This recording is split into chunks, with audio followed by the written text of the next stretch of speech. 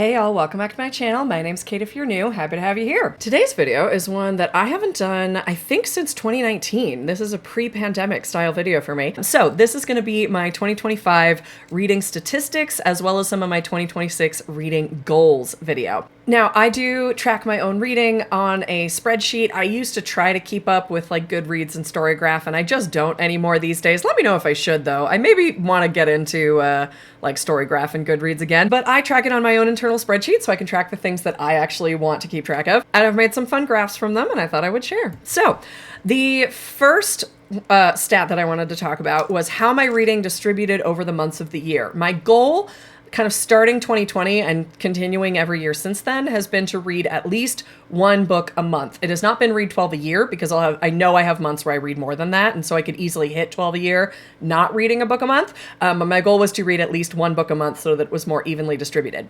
This year, I got so close to reading a book every month, but I missed September. So, I only had a couple in January. You can see I kind of have a big spike in March and April. That's when I go on my spring break over the school year.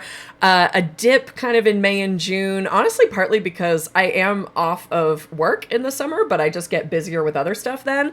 But it does kind of climb in July and August again. The reason it stops in September is because that is when I start work again, because I work in the public schools. So September is a very busy month for me. I end up having a lot of like assessments and stuff due in kind of September, October. So those are always bad months for me reading wise. I was not shocked that I missed September, but that is still something I would like to look at for 2026, is making sure that I actually get at least one book a month. I do have at least one done.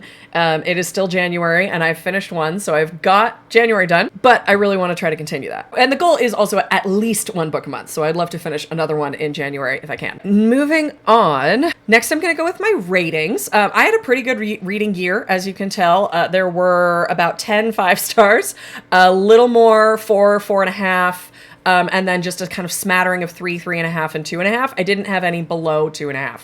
I spent a lot of this year reading long series that I knew I would like, as well as rereading some things that I already had liked. And so I'm not shocked that I had a good reading year. I am kind of actually hoping that this changes a little bit in 2026 and that I have some lower rated books, because I'm trying to find things that are new to me. And I am willing to take slightly lower ratings in order to kind of expand what I am reading, if that makes sense. Which also partly feeds into this next chart, which is the percentage breakdown of new books versus reread books. I read more than half of my books were rereads this year. So, as I said, things I was rereading, things that were technically new, but in a long series that I already was liking. So I was not taking a lot of risks this year, I'll say. I read a lot more than I have in previous years, but this was a fairly safe year for me. So next, again, one that is not going to be surprising at all, we're going to look at the genre breakdown. So as you can see, I'm a fantasy girly.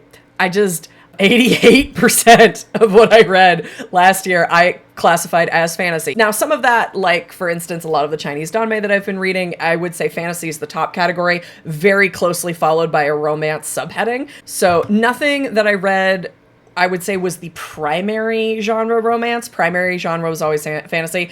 A lot of the stuff that I read was romance fantasy mixed. I only read a tiny bit of sci-fi, and I read that 2.3%, that is one book that was a classic. I read The Odyssey this year. I didn't like it. It was one of my 2.5 stars. Now, this is another area that I am hoping for a shift this year. Particularly, I would like just a larger variety of genres, maybe, or at least for fantasy to not be almost 90%. Maybe to be more in the kind of 75% range. I don't know. Just 88% of fantasy just feels maybe a little bit too high. Hi, honey. Excuse you. Hello. Hi. That is my nugget, Natasha. My little Gooberlin. You can just see her tail right now. Hi, honey. Say hello to the internet. I don't know what you want. It's not food time. Please don't mess up my desk. Please get down off my desk. Thank you. Now, to get into a little bit more of a breakdown about sort of the types of books that I was reading, I do also have a breakdown of the ethnicity of the authors. My goal usually is to have less than 50% white. As you can see, I didn't manage that this year. I wasn't super tracking that this year, to be completely fair. And also, I was realizing though that this counts. I read a lot of like my Chinese danmei where I would read like 6 or 7 volumes all by the same author, and those were all getting counted. So I did a separate chart where each author only got counted once, no matter how many books of theirs I read. And that one was even more damning because that gets to 72% white authors. So yeah, this is one that I definitely need to shift for next year. As I mentioned, I wasn't really tracking my year this year, and I was playing it very safe with things that I already had read and already liked and stuff like that. So I'm not shocked by this, but I do want to shift it for next year. I don't love it. Okay, so my next section, we talked about my time and rating distribution. We talked about my genre and authors. Now I want to get sort of into the nitty gritty about like how I'm accessing these books. So the first one is simply the form, whether physical, audiobook, or ebook. I mostly read physical books. Lately, especially, I kind of got sick of reading ebooks on my phone, which means I kind of just stopped reading ebooks for the most part because I don't have any kind of ebook reader. And so the only time I've read an ebook this year, I read 2 books that I could only get from the library, and one of them even I tried to get physically from the library and they would not give it to me. They only had it on ebooks. So yeah, I'm not reading a ton of ebooks. I don't need that to change. I do really like reading physical books. I would maybe like to increase my audiobooks a little bit just because I'm trying to get back in the habit of listening to them in the car. It's just part of the thing is my commute is now 8 minutes long because I now work at the school that is like 2 miles up the road. And so I just don't have the commute that I used to have where I used to listen to audiobooks all the time.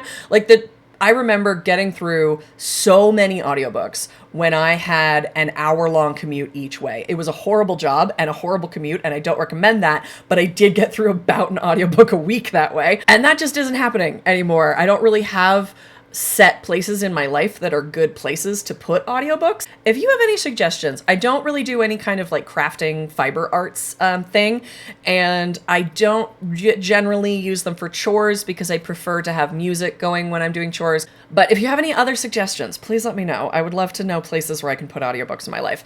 I know a lot of times books are only available through ebook, and so I'll read them when that's the only way I can get them, but that is kind of my least favorite way to read a book is on my phone. I don't love it. So the last one that I want to talk about is where did these books even come from? Most of these books were books that I had purchased, but when I have the parenthesis of old, that means that I purchased it before the year 2025. And, you know, I have been trying to get through my physical TBR I think my entire life. I don't know that there's ever been a time where I've read every single book on my shelves.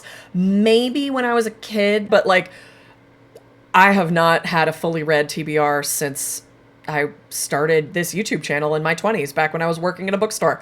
So I like how much of these were old purchases. I'm never on a full book buying ban, so I'm not going to say that I don't want there to be any books that were newly purchased, like in 2026. I know that's not going to happen. There's a series that I'm following that is still coming out this year, so I'm going to be purchasing it. This one I do like because the purpose is still to have books that I have had for a while be a much higher proportion than books that I bought this year. The one area that I also do want to expand is that library section. I would love for that to get bigger. I have been getting into using my local library a little bit more. You know, we live out in the sticks, so we don't have a city library. We have a very, very small branch of our county library up in our little township. So they have a very small selection in their actual little branch, but I can get books out on loan from other like county library branches. So I do want to make myself do that more this year, particularly leading into my 2026 goals. One of my big 2026 goals this year is I am working on a big duologies project. I want to read a bunch of duologies this year. And the thing is, a lot of them I don't own. And I don't necessarily know if I want to purchase because I haven't tried them. So I'm going to be hopefully using my library a lot more this year.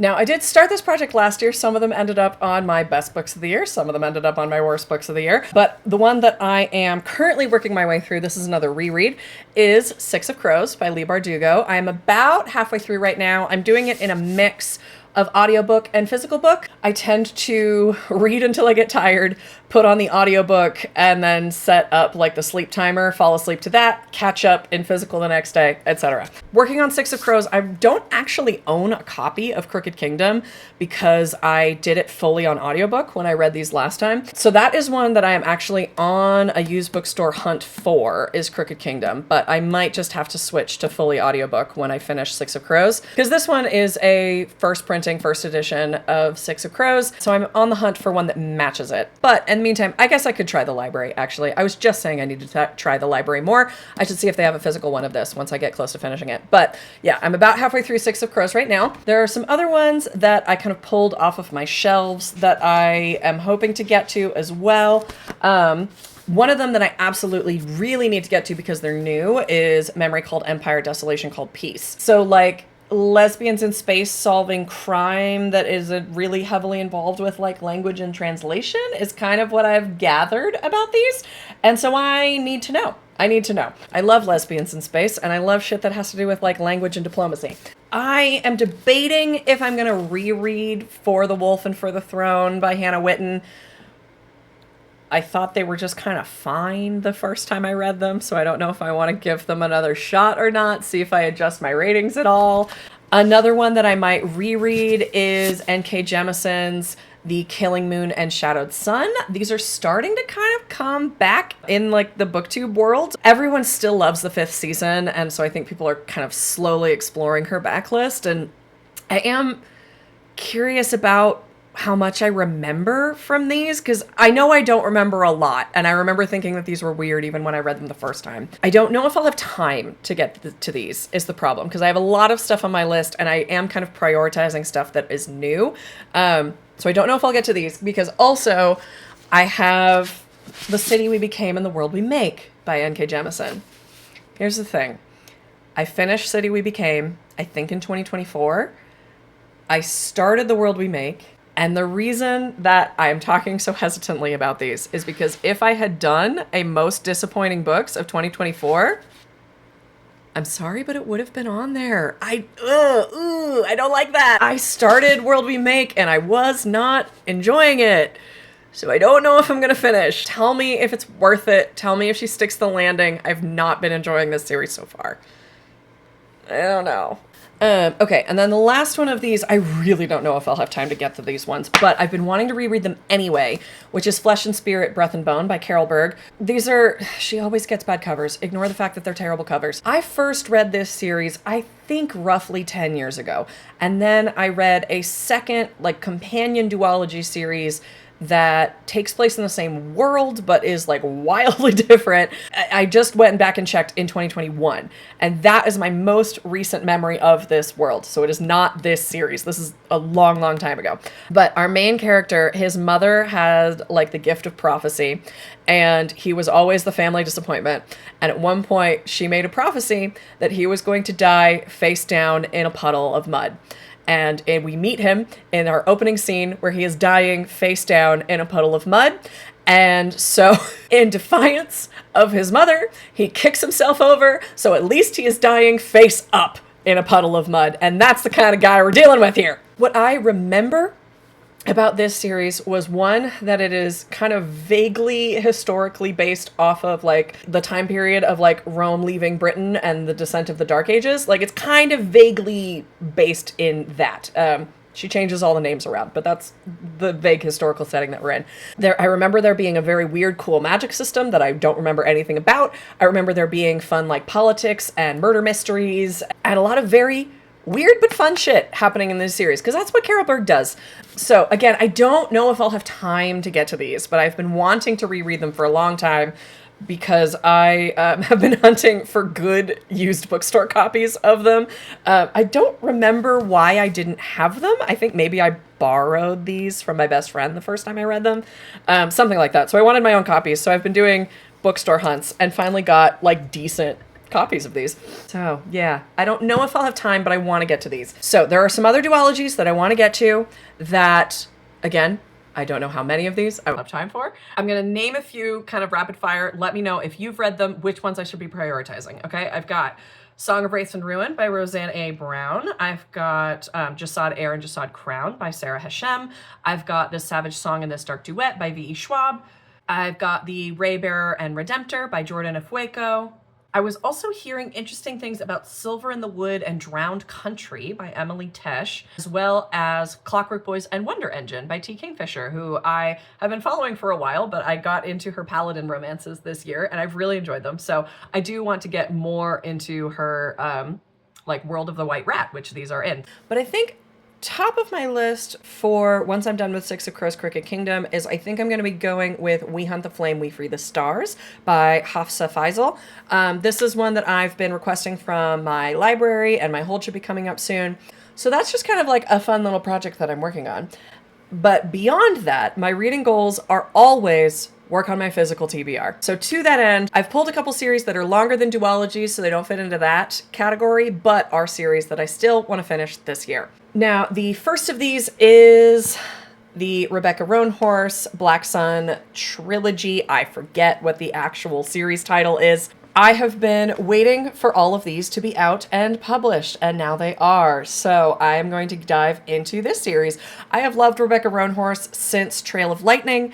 I am still incredibly sad that she seems to have completely abandoned that series. I loved that series. I would read 8 more books of that series, but apparently 2 is all we ever get. I've been collecting them knowing that I love Rebecca Roanhorse and have not even started them. But again, gay space. I love gay space. Another series that I want to try to get to this year is the Bone Shard, Bone Shard Daughter? So, The Bone Shard Daughter by Andrea Stewart. This is the Drowning Empire trilogy, apparently. I don't actually really have a good explanation for why I already own all 3 of these when I haven't even read the first book, and I've never even read another book by this author. I just had a friend of mine tell me that they were really good, and so I collected the entire series without having read the first one. So that's another one that I really would like to get through this year. Now, another entire section of my reading is the Chinese Danmei reading. And so one of the main ones that I have this year, this is genuinely really heavy, is finishing The Husky and His White Cat Shizun. So this is, would you believe it or not, technically all one book. Because God bless web novels, God bless Chinese web novel artists that will write just epic masterpieces. And then they get translated, and then they need to get bound into physical form. And oh my God, there's so many. There's one more coming, but it's going to be, volume 11 is just going to be like short stories and like extras and stuff. So this is the full main plot of The Husky and His White Cat Shizun. Let's just compare side to side, shall we? I don't even know if I can get all this in one frame. Might need to back up. Like, look at the difference here. Chinese Danmei reading is not for the weak. I literally can't hold all of these. So I need to finish Husky and His White Cat Shizun.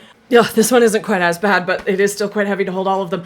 I also need to finish Yu, Remnants of Filth. This is the prequel series to Husky and His White Cat Shizun, where technically they exist in the same world, but I think they're like millennia apart, so they are very, very unrelated. Only in the very like strictest sense are they related.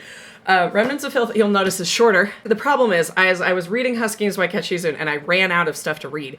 And so I went, okay, I'll just go to Remnants of Filth, or Yu, because that one's already done at least. But that wasn't actually really what I wanted. What I wanted was to finish Husky. And the problem was, Yu is really depressing. Not that Husky isn't, but like, Yu starts with, it's been like 10 years since him and his love were together, and then his love betrayed him and the Empire and has been in prison for the last like decade, and then they reunite, and his traitor lover has had like his entire mind shattered, like he kind of just has the cognizance of like an animal that has now been abused. It's not great. But let me be very clear. When I say it's not great, I do mean parentheses complimentary. If you are gonna get into Chinese Danmei, you gotta be into like the wretchedness of it all, you know? You gotta get into that. But you know, what I really actually wanted was to finish Husky. And so I need to finish Husky and then go back and read Yuwu, which I did love. It is also very clear that this author just has a collection of tropes that she really likes. And so she kind of just took all the tropes from Husky and As Cat Cheese them, put them in a jar, shook them up, and then drew them out in a different arrangement. I find it delightful. And also you should know what you're getting into. And then the final Chinese Danmei that I'm going to be reading this year, I don't know if it's finishing this year, but it's going to be Thrice Married to a Salted Fish. I talked about this on my top 5 books of the year. I'm not sure exactly how many volumes it's going to be. I think gathering like from how much plot they're going to cover in volumes 2 and 3, my guess is it's going to be 4 to 5. So they've only announced volumes 2 and 3 so far. Volume 2 comes out February 10th. I am extremely excited for it. I will be racing out to get it immediately. Volume 3 comes out June 16th. And why do they keep doing this for the covers? This is mean. I don't appreciate it. So anyway, I'm waiting for this to emotionally wreck me. I've already read this series, and now that it's getting published in English, I'm just like, yes, hurt me more. Hurt me again. So that is my 2025 stats and vague 2026 goals. I am a mood reader, so I have to be flexible with what I actually end up reading in a year, but that's kind of where we're going. That is going to be it for this video. Let me know if there are any duologies, either that I mentioned that you think I should be putting up higher on my list, or ones that I haven't mentioned at all that I seem to not know about. Let me know in the comments, and I'll see if I can get to them. And I will hopefully see you all soon with another video. Thanks for watching, guys. Bye.